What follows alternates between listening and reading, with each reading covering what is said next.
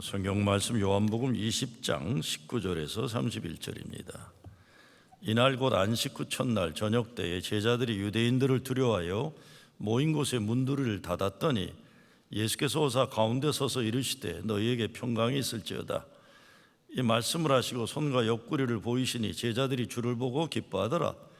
예수께서 또 이르시되 너희에게 평강이 있을지어다. 아버지께서 나를 보내신 것 같이 나도 너희를 보내노라.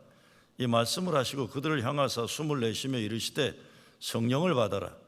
너희가 누구의 죄든지 사하면 사하여질 것이요 누구의 죄든지 그대로 두면 그대로 있으리라 하시니라. 12 제자 중에 하나로서 디두모라 불리는 도마는 예수께서 오셨을 때 함께 있지 아니한지라. 다른 제자들이 그에게 이르되 우리가 주를 보았노라 하니 도마가 이르되 내가 그의 손에 못자국을 보며 내 손가락을 그 못자국에 넣으며 내 손을 그 옆구리에 넣어 보지 않고는 믿지 아니하겠노라 하니라. 여드레를 지나서 제자들이 다시 집안에 있을 때에 도마도 함께 있고 문들이 닫혔는데 예수께서 오사 가운데 서서 이르시되 너에게 평강이 있을지어다 하시고 도마에게 이르시되 내 손가락을 이리 내밀어 내 손을 보고 내 손을 내밀어 내 옆구리에 넣어 보라. 그리하여 믿음 없는 자가 되지 말고 믿는 자가 되라. 도마가 대답하여 이르되 나의 주님이시오 나의 하나님이시니이다. 예수께서 이르시되 너는 나를 본 거로 믿느냐? 보지 못하고 믿는 자들은 복되도다 하시니라. 예수께서 제자들 앞에서 이 책에 기록되지 아니한 다른 표적도 많이 행하셨으나 오직 이것을 기록함은 너희로 예수께서 하나님의 아들 그리스도이심을 믿게 하려 함이요 또 너희로 믿고 그 이름을 힘입어 생명을 얻게 하려 함이니라. 아멘. 우리가 부활절이라고 하면 부활주일로부터 50일 동안 성령 강림주일까지를 말합니다. 지난 주일이 부활주일이니까 오늘이 교회력으로 부활 후 둘째 주일입니다. 왜 성령 강림주일로 부활절이 끝나는 것일까요? 부활하신 주님을 만난 제자들이 성령 강림의 역사로 초대교회가 시작되었기 때문입니다. 이제 부활의 믿음을 살아가는 주의 몸된 교회의 시대가 도래한다는 것입니다. 오늘 말씀에 나오는 예수님이 제자들을 다시 만나시는 것은 이들을 통해 세상을 구원할 교회를 시작시키는 겁니다. 22절 말씀에 예수님이 그들을 향하사 숨을 내쉬며 이르시되 성령을 받으라 하셨어요. 그리고 23절에 가면 너희가 누구의 죄든지 사하면 사하여질 것이요 누구의 죄든지 그대로 두면 그대로 있으리라 하시니라. 이거 베드로에게 얘기했던 천국의 열쇠 이야기와 같은 겁니다. 예수 그리스도 몸이 되는 교회가 하늘의 문을 열고 닫는 천국의 열쇠를 가지고 있다는 말씀입니다. 이 구원의 역사를 위해 예수님이 부활하시고 자신을 배신하고 도망갔던 제자들을 찾아가신 겁니다. 오늘은 두려움에 빠져 모이는 제자들에게 나타나셔서 Peace be with you, 평화가 너희에게 함께하기를 말씀하시네. 또 도마를 찾아가서 평화를 주시는 내용이에요. 다른 제자들이 부활하신 주님 만났다고 좋아하니까 그 자리에 없었던 도마가 심통에 나가지고 난 못 믿겠다는 거예요. 내가 눈으로 보고 손으로 만져보고 옆구리에 손을 넣어보지 않고는 못 믿겠다는 거예요. 왜 그렇습니까? 죽음은, 예수 십자가의 죽음은 너무나 잔인하게 자기가 실제로 목격했던 사실이었기 때문에 그게 너무 분명했는데, 죽음이 너무 분명했는데 살았다는 건 나 믿지 못하겠다 이런 겁니다. 근데 여러분, 우리는 이 죽음의 과거에 묶여서 한 발짝도 앞으로 못 나갈 때가 얼마나 많습니까? 도마가 결국 예수를 만나서 나의 주님, 나의 하나님, 초대교회의 근본이 되는 신앙 고백을 하게 되는 겁니다. 이 도마가 부활하신 예수님 만났다는 거 얼마나 행복한 건지 몰라요. 안 만났으면요, 도마는 평생 예수님을 배반한 제자로 죄책감에 사는 겁니다. 평생 죽음에 확실했던 경험이 도마를 묶어놓고 말 겁니다. 요한복음 11장에 보면 예수님이 나사로를 살리러 간다고 할 때 유대인들이 예수님을 돌로 쳐 죽이려 한다는 말을 듣고 다른 제자들이 예수님 가지 말라고 그래요. 예수님 가지 마세요. 그때 도마가요, 우리도 주와 함께 죽으러 가자. 아주 이 용기가 있고 의리가 있는 사나이였어요.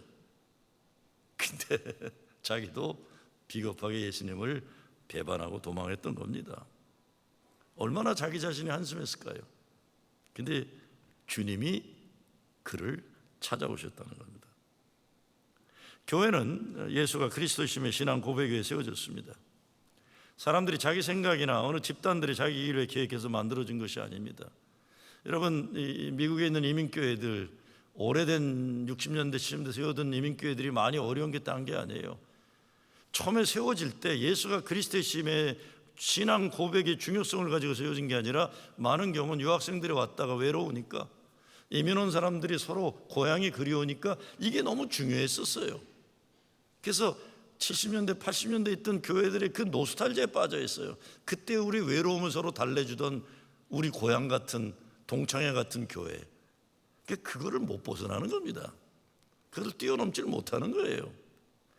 그러나 교회는 예수가 그리스도이시며 살아계신 하나님의 아들이심을 고백한 베드로와 도마의 고백 위에 세워져야만 교회가 교회로 온전하게 세워질 수 있는 거라는 것이죠. 그렇기 때문에 오늘날 교회의 문제 바닥에는 신앙의 고백이 아니라 사람들의 말과 생각이 담겨 있는 선언이 너무 많아요.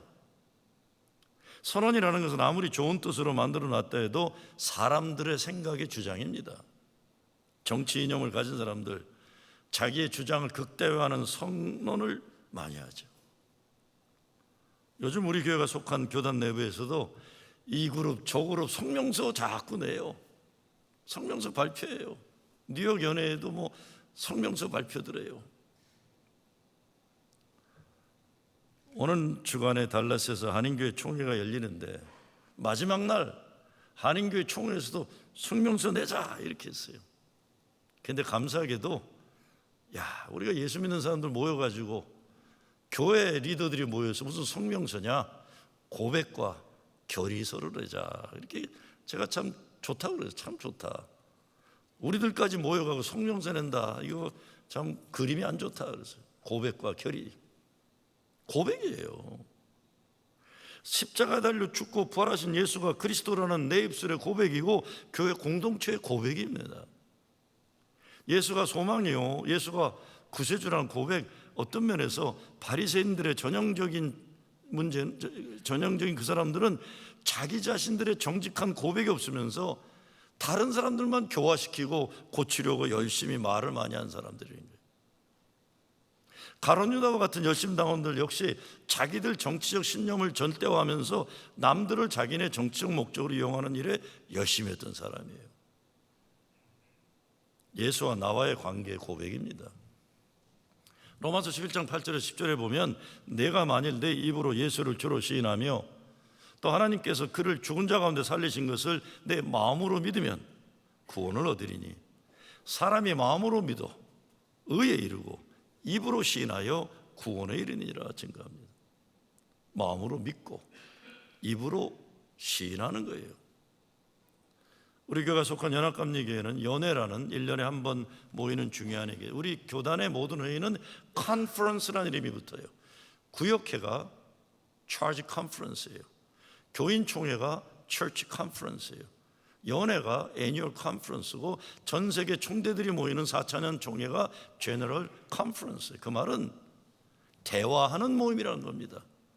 그래서 우리 연합감리교가 존재하는데 가장 중요한 것은 홀리 컨퍼런싱의 거룩한 대화를 나누는 교단이에요. 왜? 전 세계적으로 1200만이 넘는 교인들을 가지고 있으니까 인종도 다르고 민족도 다르고 신앙적 차이도 다르고 경험도 다르고 달라요. 신학적으로도 우파가 있고 좌파가 있고 중간이 있고 왔다 갔다는 다 있어요. 이거 누가 나만 옳다고 주장할 수 없는 거죠.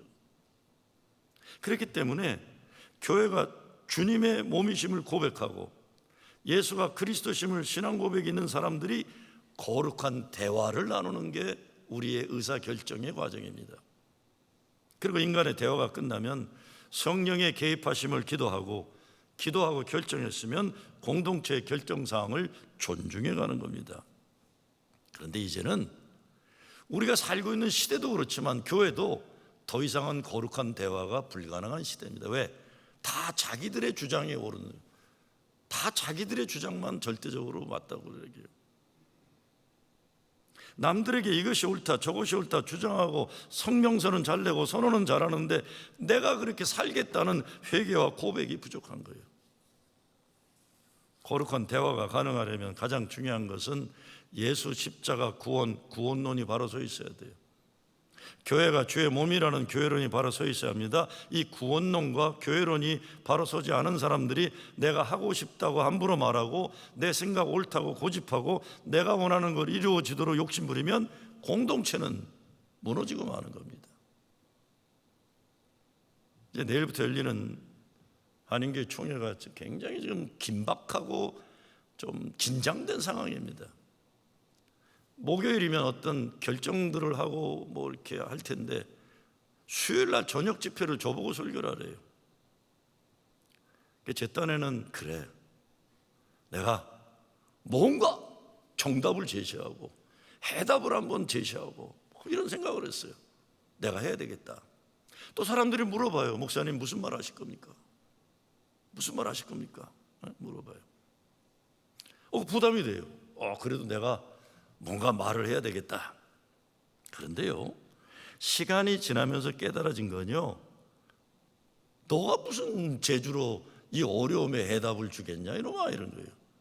너가 무슨 정답을 가지겠다고 지금 교만한 그런 빠져있냐 이런 거예요. 이게 교만이에요. 지금 우리는 내가 무슨 해결책을 찾으려는 게 아니라 너나 나나 모두 하나님을 찾아야 될 때예요.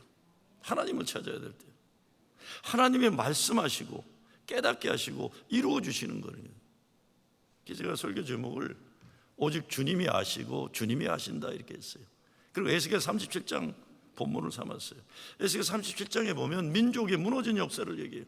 골짜기 질비하게 무너져 있는 메마른 뼈다구들, 그것도 아주 마른 뼈다귀들이 있는 현장을 하나님이 에스겔 선지자를 데려다 놓고 질문을 던지시잖아요. Can these bones live? 이 뼈다구들이 살아 일어나겠느냐? 그때 선지자가 뭐라고 합니까? 주께서 아십니다. 난 모릅니다. 주께서 아십니다. 주께서 아십니다 하니까 하나님이 성령의 바람이 에스겔 골짜기에 불어오게 하셔서 마른 뼈다구들이 하나님의 군대가 되어 일어나는 역사를, 기적의 역사를 일으키십니다. 그러고 나서는 뭐라고 하십니까? 나 여호와가 이 일을 말하고 이룬 줄을 너희가 알리라. 37장 14절 말씀. 이거구나. 주님이 아신다. 난 모른다. 부활하신 주님이 베드로를 찾아오셔서도 내가 나를 사랑하느냐 물었을 때 베드로가 뭐라고 합니까? 주님은 아십니다. 난 자신이 없습니다는 거예요. 내가 주님 사랑한다고 수천 번도 얘기했지만 난 비겁한 놈이었습니다. 주님이 아십니다. 그랬더니 예수님이 뭐라고 그래요? 내 양을 치라고 그런 거예요. 내가 무슨 일을 잘할 수 있다, 내가 목사를 잘하겠다, 내가 뭘 잘한다, 이거 이전에 나와 주님과의 관계를 먼저 분명히, 주님 사랑합니다, 이 고백이 먼저예요. 내 능력으로 안 되니까 주님 도와주시옵소서, 겸허한 고백이 따라야 되는 거예요. 저는 그래요. 오늘 우리 교단이나 뭐 나라 정치도 너무 똑똑한 사람들이 잘난 체들 하고 있어요. 다 자기들이 정답이 있다고 그래요. 백성들을 생각 안 하고요. 백성들을 생각 안 해요. 주님이 아십니다. 얼마 전에도 30, 40대 목사들이 찾아왔어요. 목사님, 우리 교단의 앞날이 어떻게 될 거고 목사님은 어떤 결정을 하실 것입니까? 그래서 제가 내가 무슨 결정할까 중요한 게 아니라 그대들이 무슨 생각하는가 나에게 좀 이야기해다오 그랬어요. 젊은 사람들이 무슨 생각하는가 난 그것이 먼저 듣고 싶다 그랬어요. 왜? 죄송합니다. 저도 4.4 입하면 한국 나이로 70세 되더라고요. 4.4 입하면요. 내 세대가 뭘 결정하는 시대가 아니에요. 이제는 앞으로 그대들의 역사의 주역이고 주인공이 될 텐데 젊은 그대들이 어떤 결정하는가 나에게 말해다오. 나는 징검다리와 디딤돌 역할을 하지 내가 무슨 나를 따라라? 이거 주책이에요, 주책. 주께서 하십니다. 주님이 하신다. 오늘 예수님은 도마를 찾아오셔서 보지 못하고 믿는 자들은 복되도다 하셨어요. 십자가 구원 그리고 부활의 승리를 믿는 자들은 복되다는 겁니다. 그렇다면 믿지 못하는 것은 불행이에요. 사람이 행복하게 살려면 믿고 살아야 하는데 믿고 살기 어려운 것이 인생의 현실입니다. 그래서 의심하게 돼요. 그런데 감사한 것은 도마의 의심은 괜히 헛된 의심이 아니에요. 영어로 inquiring quest예요. 잘 믿기 위해 가지는, 성서 해석학 용어로 hermeneutical suspicion이란 말, 우리말로 번역하자면 해석학적 의심이에요. 성경을 해석하는데도 다각적인 입장에서 보는 훈련을 하라는 겁니다. 미국이나 러시아나 중국이나 일본과 같은 제국주의적인 입장에서 보지 말고 식민지 고난의 역사를 살아온 민족의 입장에서 한번 보려는 겁니다. 남자들의 눈으로 해석하던 것을 여자들의 입장에서 보라는 겁니다. 백인 우월적인 입장에서 보던 것을 흑인 억울함으로도 보라는 것입니다. 돈 많이 버는 사람들이 축복받았다는 그런 게 아니라 가난한 사람들로 복음이 어떻게 되는가 보라는 것입니다. 이런 의미에서 의심의 해석학은 성경을 보다 깊고 넓게 이해하는데 큰 도움을 주는 겁니다. 오늘 우리가 본문을 통해 생각하는 것이 뭡니까? 첫째, 의심을 넘어 예수 그리스도 고백에 이르러야 됩니다. 예수 믿는 것, 영원한 지옥이 아닌 영원한 천국을 위해 믿는 것입니다.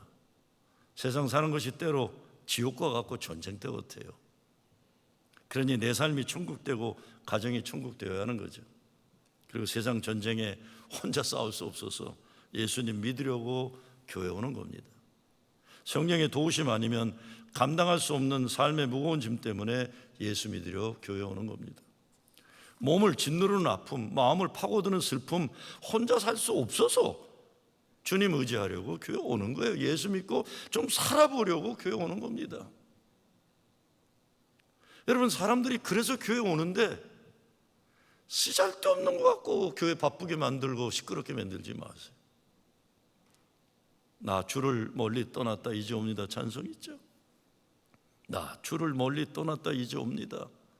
나 죄의 길에 시달려 주여 옵니다. 나 이제 왔으니 내 집을 찾아 주여 나를 받으사 맞아 주소서. 주님이 날 받아주지 않으면 갈 데가 없어요.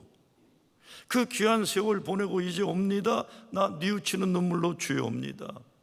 나 죄에 매여 고달파 이제 옵니다. 주 크신 사랑 받고자 주여 옵니다. 이 병든 마음을 고치려 이제 옵니다. 큰 힘과 소망 바라고 주여 옵니다. 나 바랄 것이 무언가? 우리 주 예수 날 위해 죽으심 믿고 옵니다. 나 이제 왔으니 내 집을 찾아 주여 나를 받으사 맞아 주소서. 정말 예수 잘 믿고 싶다는 목마름이 우리에게 있어야 됩니다. 25절 말씀에 보면 내가 그 손의 못자국을 보며 내 손가락을 그 못자국에 넣으며 내 손을 그 옆구리에 넣어보지 않고는 믿지 아니하겠노라. 이거 의심하는 얘기라고 하면 이건 잘못 보는 겁니다. 무식한 확신보다 정직한 의심이 신앙 성숙에 필요합니다. 도마의 의심은 정말 제대로 믿고 싶어하는 정직한 의심이에요. 제가 신학교에서 목회학 석사 마스터 학위를 받고 시카고로 갔어요. 이제 내가 마스터구나. 근데 제가 두 번째 모셨던 담임 목사 광노선 목사님이라는 어른이 제가 이제 학생들 캠퍼스 가르친다고 막 이리저리 다니는데 저를 오라고 그러시더라고요. 야 이놈아, 인생에 필요한 열쇠는 한 가지인데 너는 왜 손에 열쇠가 그렇게 많냐? 그러면서 이렇게 얘기했어요. 넌 배운 것도 없는 놈이 뭘 남에게 그리 많이 가르치려 하느냐? 그러면서 이제부터 가르치는 것 중단하고 다음 주부터 책 읽고 와서 나하고 공부하자. 그리고 던져주신 책이 이 로직의 개론인데 제목이 Is it really so예요. 정말일까라는 거예요. Is it really so? 죽는 줄 알았어요. 매주 나 혼자 앉혀놓고 광노수 목사님 가르치는 거예요. 내 전에 있던 홍문수 목사님은 저한테 너 같은 목사가 있어서 감리교 미래가 암담하다 맨날 야단쳐서 머리 나쁘다고요. 아니 자기는 서울법대 나오고 박사가 두 개인데 나는 고등학교 중퇴하고 공부도 지지를 못하는데 이게 되겠습니까? 이 광론술 목사님도 연대 물리과 나오고 이분도 박사학위 받으신 분이에요. 그 문익환 목사님과 공동 번역 같이 하신 분인데, 근데 나를 가르치시는데 죽는 줄 알았어요. 근데 그분이 저한테 가르쳐 주신 게 뭐예요? Is it really so? 네가 생각하는 게 정말인가 테스트해봐라는 거예요. 배우지도 않고 자꾸 가르치려 하지 말라는 거예요. 너 자신을 들여다보라는 거예요. 눈을 감아라. 밖을 보지 말고 내 자신을 먼저 들여다봐라. 정말 정직한 의심이 inquiring faith, 더 잘 믿고 싶어하는 목마르면. 마쿠스 보그라는 신학자가 쓴 기독교 심장이라는 책에 보면 신앙의 단계 네 가지를 얘기합니다. 첫째는 동의하는 신앙이 I agree with you. 목사님 설교 오늘 내가 동의합니다 이런 거예요. 두 번째는 trust예요. 이 하나님을 믿게 되면, trust하게 되면 걱정과 이 두려움이 없어지는 거예요. 신뢰. 셋째는 충성하는 거예요. 예수님 말씀하셨으니까 하나님 사랑, 이웃 사랑에 충성하는 거예요. 그런데 마지막 단계가 세상을 보는 눈과 마음이 바뀌는 단계라고 그랬어요. 인생을 하나님의 은혜로 보는 거예요. 사랑으로 보고 생명으로 보는 거예요. 그 신앙은 하나님 믿어갖고 세상을 아름답게 보는 거예요. 소망으로 보는 거예요. 전쟁이 아니라 평화로 보고, 미움이 아니라 사랑으로 보고, 죽이려는 것이 아니라 살리려는 눈과 마음으로 보는 것입니다. 세상을 살아가는 눈과 마음이 예수의 그것으로 바뀌어가는 것이 신앙 인격의 변화이고 성숙이에요. 그렇지 않으면 평생 유아적이고 유치한 신앙으로 살게 되는 겁니다.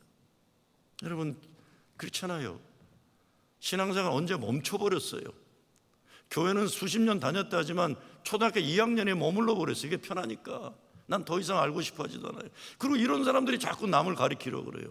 중학교 3학년 수준에 머무른 사람들이 자꾸 남을 가리키려고 그래요.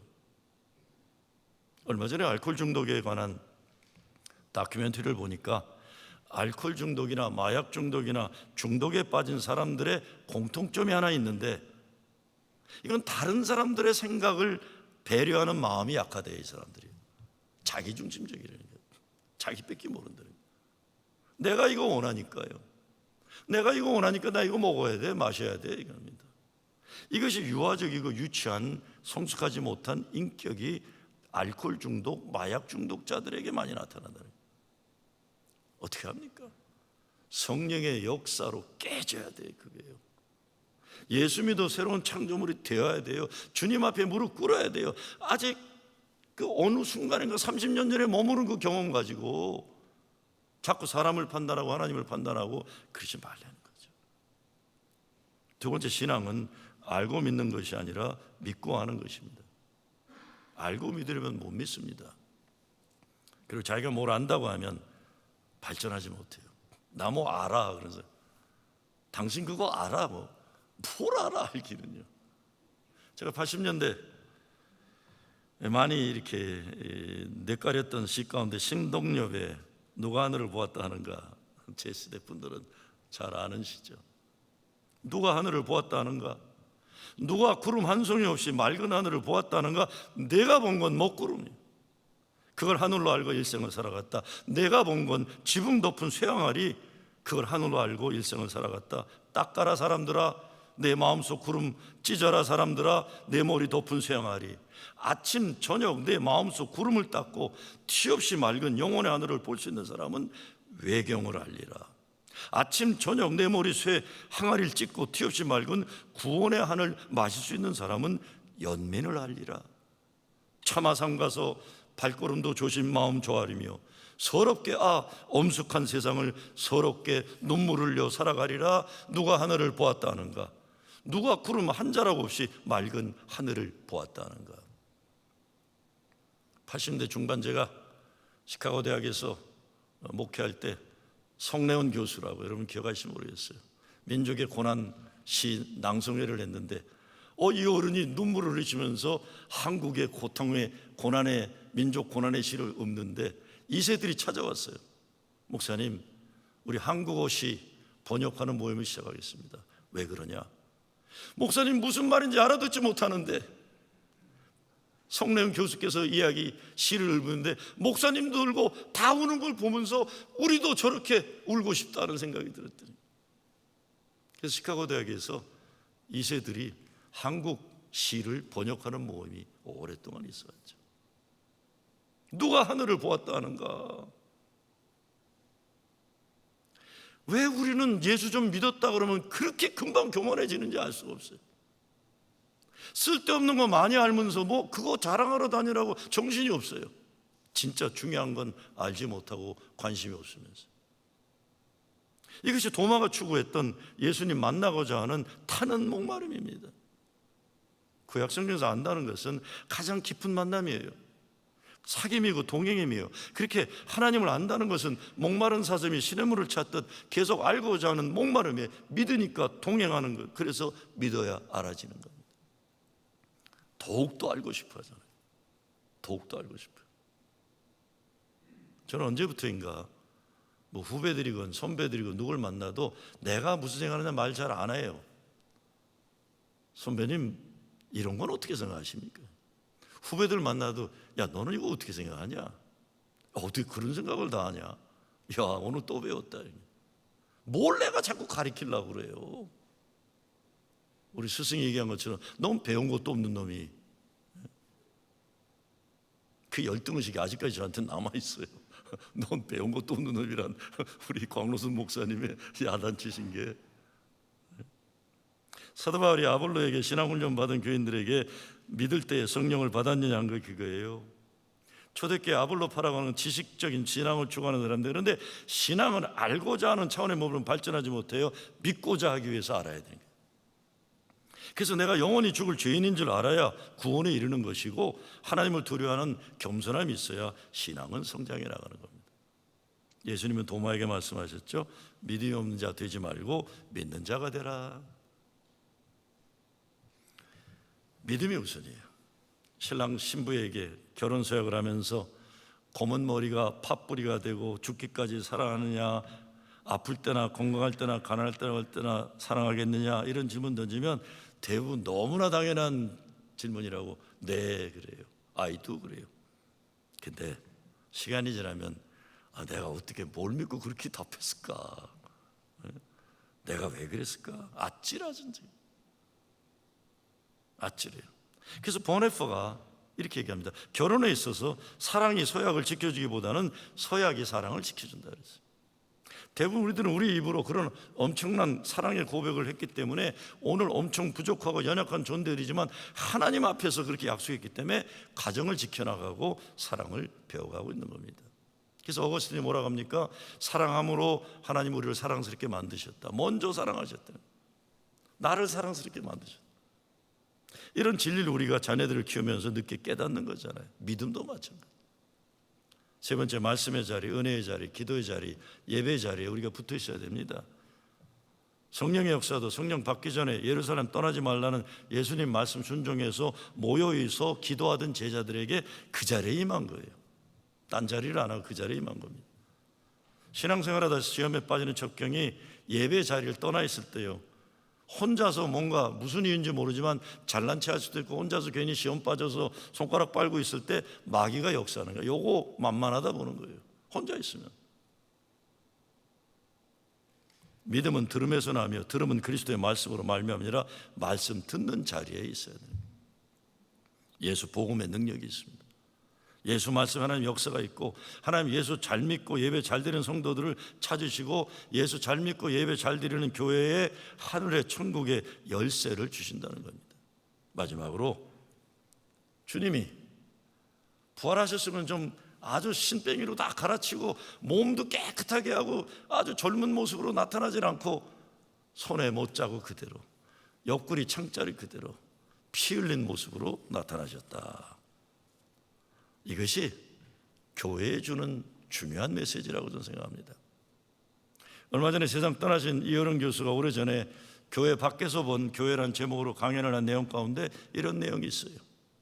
도마가 예수 부활의 증거로 요구한 것이 바로 이 고난의 흔적이었고, 예수님께서 부활의 증거로 도마에게 보여주셨던 것 또한 고난과 아픔의 상처였다. 교회가 세상에 보여줘야 할 증거가 바로 이것이다. 진리 때문에 고난당한 흔적, 시대의 아픔에 동참한 상처 자국, 세상을 살리기 위해 스스로 당하는 희생의 흔적. 그러나 오늘날 교회는 이러한 흔적과 자국을 보여주지 못하고 있다. 교회가 이 세상을 향하여 보여주는 것이라고는 집단화된 이기심, 거대한 야망, 그리고 세속화된 성공주의와 출세주의뿐이다. 이것은 예수 그리스도께서 보여주셨던 증거가 결단코 아니다. 누구든지 나에게 예수 그리스도께서 인류를 위해 당하셨던 고난의 상처, 아픔의 흔적을 보일 수 있는 교회를 소개해달라. 나는 그 교회 교인 되기를 고려해 보겠다 그랬어요. 물론 나중에 따님 이민아 목사 때문에 이제 예수 믿고 세례받고 세상 떠나셨죠. 그분이 지적한 교회 문제는 참 뼈 아픈 말이에요. 도마의 의심은 교회에 대한 도전이고 질책이에요. 교회가 보여주지 않으니까 못 믿는 거예요. 이 시대 교회는 물론 우리 신앙에 대한 도전인 겁니다. 예수 십자가 고난의 흔적을 세상에 목말란다는 말 참으로 우리를 겸손하게 만드는 도전이에요. 사도 바울이 그래서 자기 몸속에 예수 고난의 흔적을 지님은 예수의 생명도 함께 담아내기 위함이라고 말하는 겁니다. 오늘 성경 말씀에서 이 죽음의 흔적을 그대로 가지고 주님이 오셨다.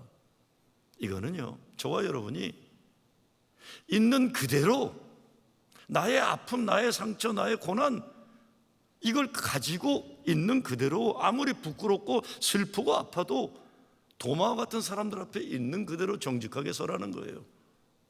아무 문제도 없는 것처럼, 인생 아무 아픔도 상처도 없는 것처럼, 예수 믿었으니까 난 모든 게 잘났고 잘하는 것처럼 제발 그러지 말라는 거예요. 우리의 마음이나 몸속에도 이 아픔이 있고 고난이 있고 상처가 있고 있잖아요. 나도 아직도 아파. 오래전에 제가 뉴욕에 왔을 때 이 조원태 목사님이 방송국에서 사회를 보면서 저 인터뷰한 적이 있어요. 인터뷰를 하다가 내가 무슨 얘기 했더니 자꾸 자기가 울어요. 그래서 내가 잠시 왜 조 목사가 울어? 내가 울어야지 했더니 그래도 눈물이 나와요. 다시 인터뷰하다 그래요. 목사님 그 아픔을 어떻게 이겨내셨습니까? 그래요. 그 아픔과 슬픔을 어떻게 이겨내셨습니까? 제 대답이 뭔지 아세요? 난 아직도 못 이겨냈어요. 그랬어요. 난 아직도 아파요. 그랬어요. 나 아직도 슬프고 나 못 이겨냈어요.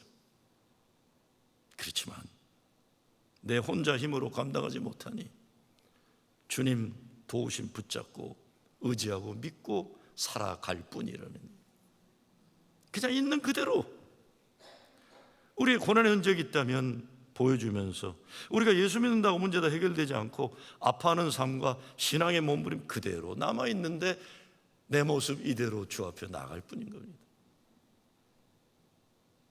근데 예수가 그리스도임을 고백하는 우리에게는 죽음의 어떤 권세도 이기는 부활의 승리의 증거와 소망이 있잖아요. 어떤 소망이에요?